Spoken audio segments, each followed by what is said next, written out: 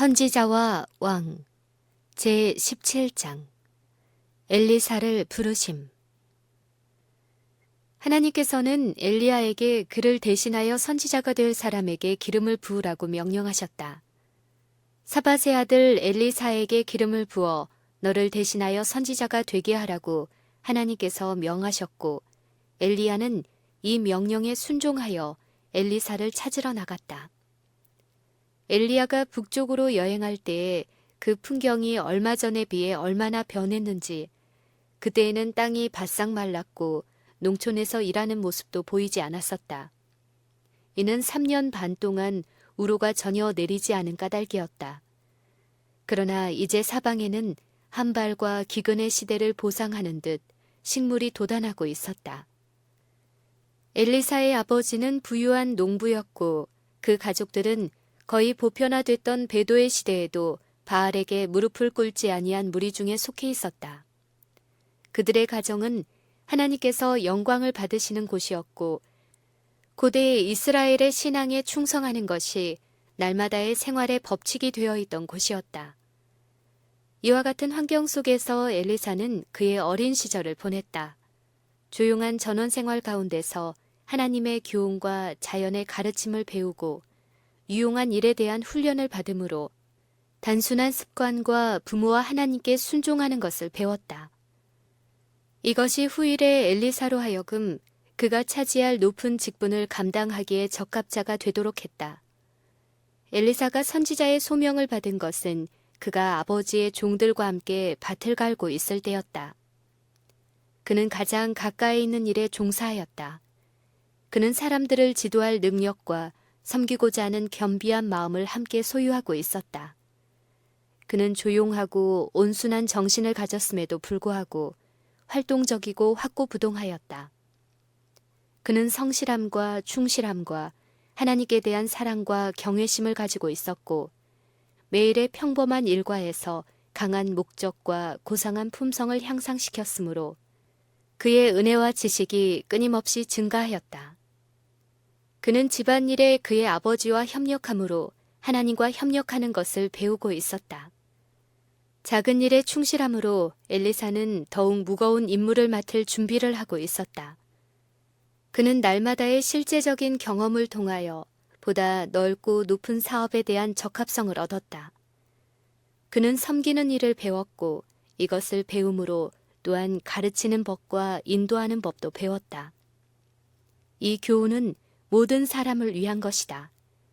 하나님의 훈육하시는 목적이 무엇인지 아무도 알 수 없으나, 모든 사람들은 작은 일에 충실히 하는 것이 큰 책임을 지기에 적합하다는 증거라는 사실을 확신할 수 있다. 생애의 모든 행동은 품성의 표현이다. 따라서 작은 의무에 있어서 부끄러울 것이 없는 일꾼임을 스스로 입증하는 사람은 하나님께서 그를 높여 보다 높은 책임을 맡게 하실 것이다. 작은 일을 어떻게 하든지 상관없다고 생각하는 사람은 자기 자신이 보다 높은 직분을 맡기에 부적합하다는 것을 증거하는 것이다. 자기 스스로는 큰 의무를 수행하기에 충분한 능력이 있다고 생각할지 모르나, 하나님께서는 외모보다 더 깊은 곳을 들여다보신다. 시험과 시련 후에 저울에 달려서 부족함이 배었다는 선고가 그에 대하여 기록된다. 자신의 불충실은 자신에게 돌아간다. 그는 전적인 복종을 통해서 받을 수 있는 은혜와 능력과 품성의 힘을 받지 못한다. 직접적으로 어떤 종교적 사업에 관계하고 있지 않기 때문에 저희 생애는 무용하고 저희는 하나님의 나라를 촉진시키는 일에 아무것도 하고 있지 않다고 느끼는 사람들이 많다.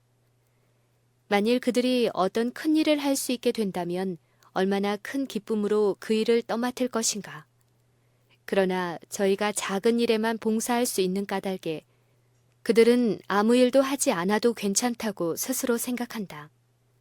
그것은 잘못된 생각이다. 평범한 매일의 의무에 종사하는 동안, 곧 나무를 베고 정지 작업을 하고 농사를 짓는 동안 하나님을 위해 적극적으로 봉사할 수 있다. 그리스도를 위하여 자녀들을 양육하는 어머니는 목사가 설교하는 것과 마찬가지로 참으로 하나님을 위하여 일하고 있는 것이다. 그 일들을 수행함으로 생활을 향기롭게 할 수 있는 손 가까이에 있는 의무들은 돌아보지 않으면서 놀랄만한 사업을 할 수 있는 특별한 재능을 갈망하는 사람들이 많다. 이러한 사람들로 하여금 바로 저희 앞길에 놓인 의무를 수행하도록 하라. 성공은 재능보다 정력과 자발성에 더욱 많이 달려있다. 우리들로 하여금 받으실 만한 봉사를 할 수 있게 하는 것은 훌륭한 재능이 아니라 매일의 의무를 양심적으로 수행하고 만족하게 여기는 정신, 다른 사람들의 복리에 대하여 소박하고 진실한 관심을 가지는 정신에 있다. 가장 천한 형편에서 참된 미덕을 발견할 수 있다.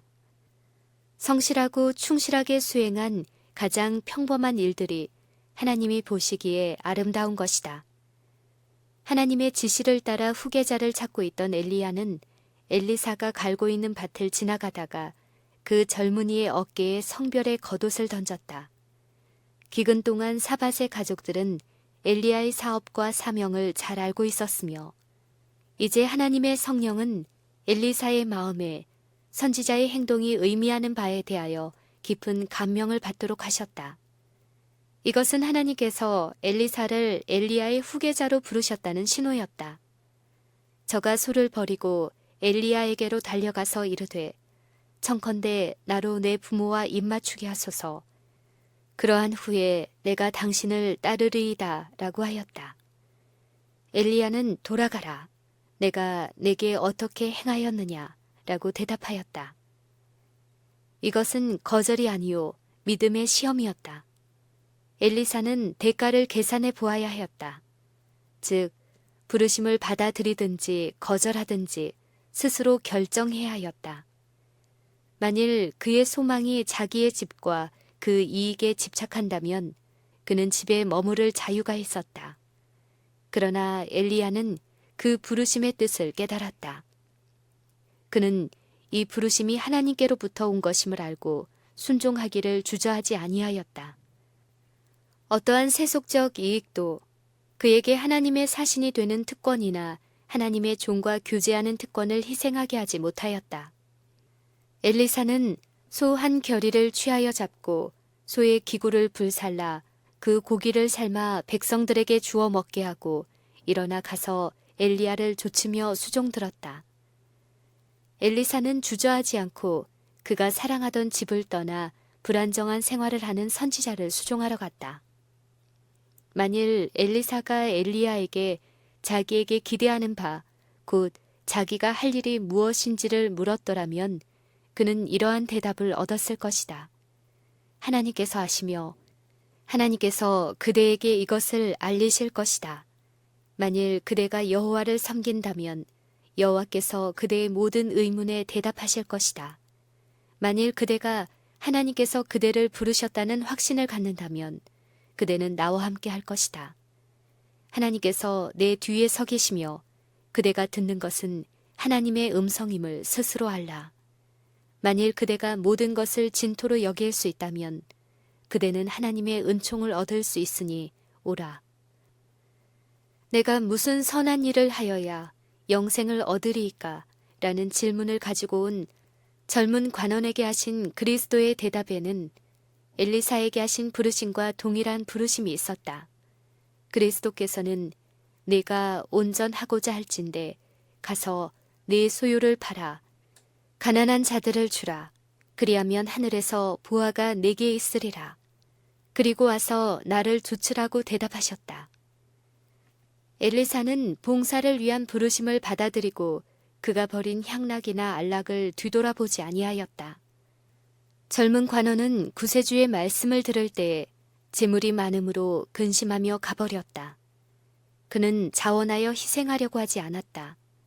재물에 대한 그의 사랑이 하나님께 대한 사랑보다 컸었다. 그는 그리스도를 위하여 모든 것을 버리기를 거절함으로써 자신이 주님의 봉사 사업에서 한 자리를 차지할 가치가 없음을 증거하였다. 봉사의 재단에 모든 것을 바치라는 부르심이 각 사람에게 온다. 우리 모두는 엘리사가 봉사한 것처럼 봉사하라는 요구를 받지도 아니하였고 우리가 소유한 모든 것을 팔라는 명령도 받지도 아니하였다. 그러나 하나님께서는 우리의 생애의 첫자리를 당신의 봉사 사업에 바치고 하루라도 세상에서 당신의 사업을 전진시키기 위하여 무슨 일을 하지 않고는 보내지 않도록 하라고 요구하신다. 하나님께서는 모든 사람에게 동일한 종류의 봉사를 기대하시지 않으신다. 어떤 사람은 외국에서 봉사하도록 부르심을 받고 또 어떤 사람은 복음 사업을 유지하기 위하여 재산을 바치도록 요청을 받을 것이다. 하나님께서는 각인의 헌물을 받으신다. 필요한 것은 생애와 그 모든 관심사를 성별하는 일이다. 이와 같이 성별한 사람들은 하늘의 부르심을 듣고 순종할 것이다. 주께서는 당신의 은혜의 동참자가 되는 모든 사람에게 다른 사람들을 위하여 할 일을 정해주신다. 우리는 개인적으로 우리의 몫을 감당해야 하고 내가 여기 있사오니 나를 보내소서라고 말하여야 한다. 그가 하나님의 말씀을 가르치는 목사이든지 의사이든지 상인이든지 농부이든지 전문가이든지 기술자이든지 그에게 책임이 있다. 다른 사람에게 구원의 복음을 나타내는 것이 그의 할 일이다. 그가 종사하는 모든 기업은 이 목적을 위한 방편이 되어야 한다. 처음에 엘리사에게 요구된 것은 큰 사업이 아니었고 그의 훈련은 아직 평범한 의무로 구성되어 있었다. 엘리사는 그의 선생 엘리야의 손에 물을 부으라는 요청을 받았다. 그는 여호와께서 명하신 것은 무엇이든지 자원하여 하려고 하였고 모든 일에서 그는 겸손과 봉사의 공과를 배웠다. 선지자 개인의 수종자로서 그는 계속 작은 일에 충성을 다하는 한편 날마다 굳센 목적을 가지고 하나님께서 그에게 맡기신 사명에 헌신하였다. 엘리야와 연합한 후에 엘리사의 생애에 시험이 없었던 것은 아니다. 그는 많은 시련을 당하였으나 위기 때마다 하나님을 의지하였다. 그는 떠나온 집을 생각하고 싶은 유혹을 받았으나 그러한 유혹에 유의하지 않았다. 그는 쟁기를 손에 잡고 뒤를 돌아보지 않기로 결심하였고 시험과 시련을 통하여 맡은 임무에 충실함을 입증하였다. 목사의 직임은 하나님의 말씀을 전파하는 것보다 훨씬 더 많은 것을 의미한다. 그것은 마치 엘리야가 엘리사를 훈련시킨 것처럼 청년들을 훈련시키는 것을 의미한다. 그들을 평범한 의무에서 취하여 하나님의 사업에서 져야 할 책임을 지게 하는 것이다. 처음에는 작은 책임을 지우다가 저희가 힘과 경험을 얻게 되면 보다 큰 책임을 지도록 한다. 목사들 가운데는 신앙과 기도의 사람, 태초부터 있는 생명의 말씀에 관하여는 우리가 들은 바요, 눈으로 본 바요, 주목하고 우리 손으로 만진 바라. 우리가 보고 들은 바를 너희에게도 전한다고 말할 수 있는 사람들이 있다. 젊고 경험 없는 교역자들은 이런 경험 있는 하나님의 종들과 관련을 가지고 실제적으로 일을 함으로 훈련을 받아야 한다. 이리하여 그들은 책임을 지는 방법을 배우게 된다. 젊은 교역자들을 훈련시키는 사람들은 고상한 봉사를 하고 있는 것이다. 주께서 친히 그들의 노력에 협력하신다. 그리고 거룩한 말씀을 위탁받은 청년들, 곧 열렬하고 경건한 교역자들과 가까이 교제할 수 있는 특권을 가진 자들은 그들의 기회를 가장 잘 이용하여야 한다. 하나님께서 그들을 당신의 봉사 사업을 위하여 택하시고 그 사업에 가장 적합한 사람이 될 수 있는 곳에 두심으로 그들을 높이셨으니 그들은 겸손하고 충성스러워야 하고 순종하여야 하며 또 자원하여 희생하여야 한다. 그들이 하나님의 훈련 방법에 복종해서 그분의 명령을 수행하고 하나님의 종들을 저희 고문으로 선택한다면 그들은 하나님께서 책임들을 맡기실 수 있는 의롭고 지조가 높고 확고부동한 사람들로 자라날 것이다. 복음이 순수한 그대로 선포될 때 사람들은 그들의 마음을 크게 사로잡고 있는 농장과 상업적인 직종에서 부르심을 받아 경험 있는 사람들과 관련을 맺어 교육을 받게 될 것이다. 그들이 효율적으로 일하는 법을 배울 때에 그들은 힘있게 진리를 선포할 것이다. 거룩한 섭리의 놀라운 역사를 통하여 고난의 산들이 옮겨져서 바닥 가운데 던져질 것이다. 땅에 거하는 사람들에게 매우 중요한 의미를 가진 기별을 사람들이 듣고 이해하게 될 것이다. 그리하여 사람들은 무엇이 진리인지를 알게 될 것이며 그 사업은 앞으로 또 앞으로 나가 마침내 온 세계는 경고를 받게 될 것이며 그 후에 끝이 이를 것이다. 엘리사가 부르심을 받은 후에 여러 해 동안 엘리야와 함께 일했고 연소한 엘리사는 날마다 자기의 사업을 위하여 만반의 준비를 갖추었다. 엘리야는 거대한 죄악의 조류가 흘러넘치는 동안 하나님께서 쓰시는 도구의 역할을 하였다.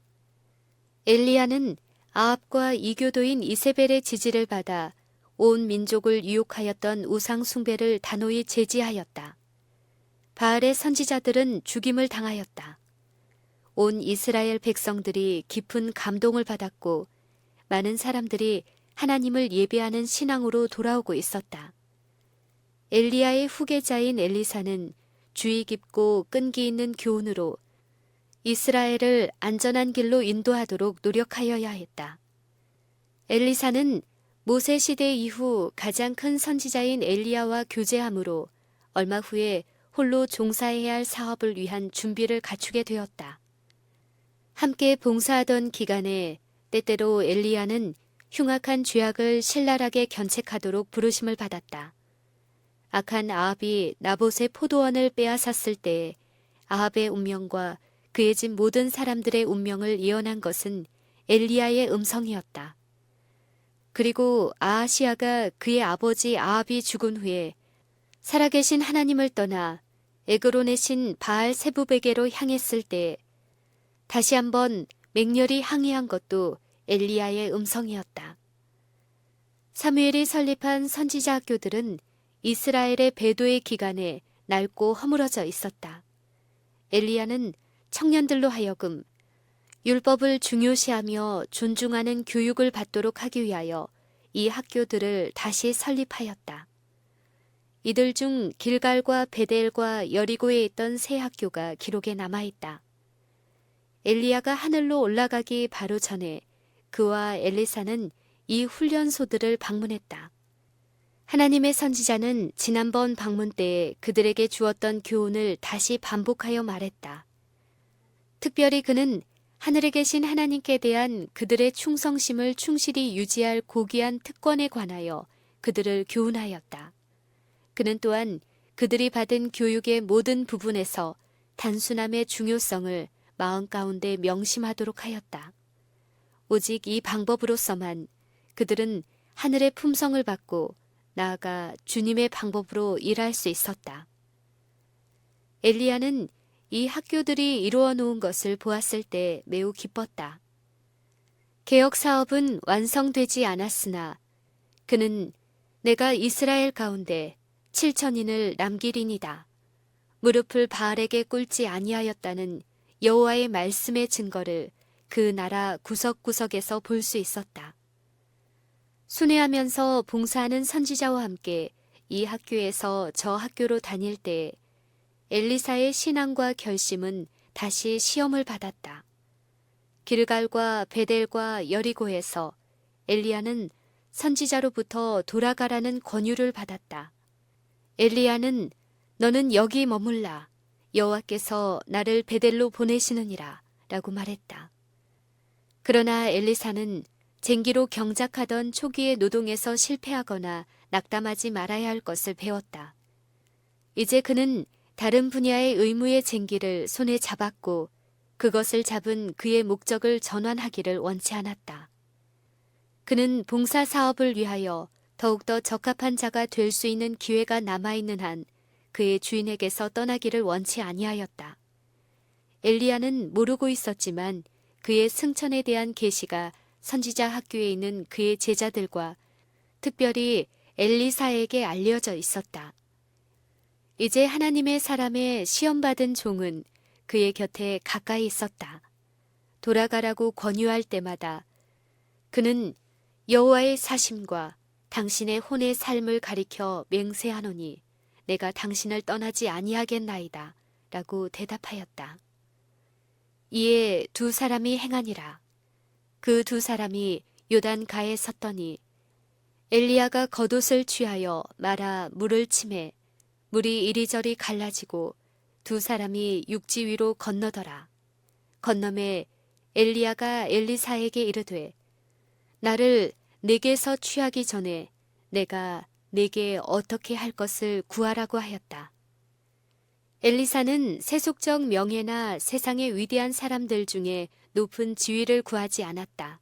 그가 갈망한 것은 승천으로 영광스럽게 되는 엘리사에게 매우 너그럽게 내려주셨던 성령을 풍성히 내려주시는 것이었다.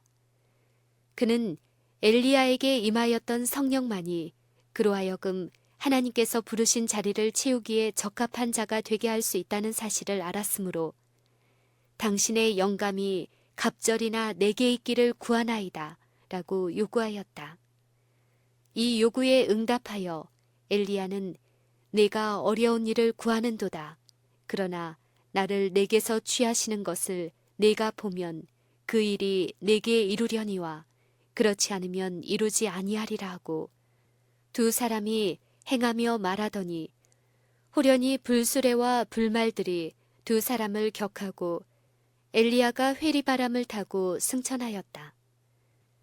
엘리야는 그리스도께서 재림하실 때 지상에 살아있어 죽음을 맛보지 않고 마지막 나팔에 순식간에 호련히 다 변화할 성도들을 예표하였다. 그리스도의 지상 봉사의 끝이 가까웠을 때에 엘리야가 변화산에서 모세와 같이 구주의 곁에 서도록 허락을 받은 것은 그와 같이 변화함을 받을 사람들의 표본이기 때문이다. 제자들은 영광을 입은 이들에게서 구속함을 입은 자들의 왕국의 축소판을 보았다. 제자들은 하늘의 빛으로 옷 입은 예수를 보며 구름 속에서 소리가 나는 것을 듣고 그분이 하나님의 아들임을 인정하였다. 그들은 재림 때에 죽음에서 부활할 사람들을 대표하는 모세를 보았다. 그리고 그 옆에는 또 세상 역사의 종말에 썩을 몸이 썩지 아니할 몸으로 변화되어 죽음을 보지 않고 하늘로 승천할 사람들을 대표할 엘리야가 서 있었다. 엘리야는 광야에서 고독과 절망에 빠져 생명은 이것으로 족하오니 죽게 하여 주옵소서 하고 기도하였다. 그러나 주께서는 자비를 베푸사 그의 말대로 그를 취하지 아니하셨다. 아직도 엘리야에게는 해야 할 큰 사업이 있었다. 그의 사업을 마쳤을 때 그는 실망과 고독 가운데서 죽지 않을 것이었다. 그는 무덤 가운데로 내려갈 것이 아니요 하나님과 천사들과 같이 그분의 영광의 어전으로 올라갈 것이었다. 엘리사가 보고 소리 지르되 내 아버지여 내 아버지여 이스라엘의 병거와 그 마병이여 하더니 다시 보이지 아니하는지라. 이에 엘리사가 자기의 옷을 잡아 둘에 찢고 엘리야의 몸에 떨어진 겉옷을 주워 가지고 돌아와서 요단 언덕에 서서 엘리야의 몸에서 떨어진 그 겉옷을 가지고 물을 치며 가로되 엘리야의 하나님 여호와는 어디 계시나이까 하고 저도 물을 치매 물이 이리저리 갈라지고 엘리사가 건너니라. 맞은편 여리고에 있는 선지자의 생도들이 저를 보며 말하기를 엘리야의 영감이 엘리사의 위에 머물렀다 하고 가서 저를 영접하여 그 앞에서 땅에 엎드렸다. 주께서 당신의 섭리로 지혜를 주셨던 사람들을 당신의 사업에서 물러가게 하시는 것이 적당하다고 보실 때에 그들의 뒤를 이을 후계자들이 당신께 도우심을 구하고 당신의 길로 행한다면 주께서는 그들을 도우시고 힘을 주실 것이다. 그들은 저희 선배들보다 더 현명하게 될 수도 있으니 이는 저희가 선배들의 경험에서 유익을 얻고 그들의 잘못에서 지혜를 배울 수 있는 까닭이다. 이제부터는 엘리사가 엘리야를 대신하였다. 작은 일에 충실했던 그는 큰 일에도 역시 충실하다는 것을 스스로 입증할 것이었다.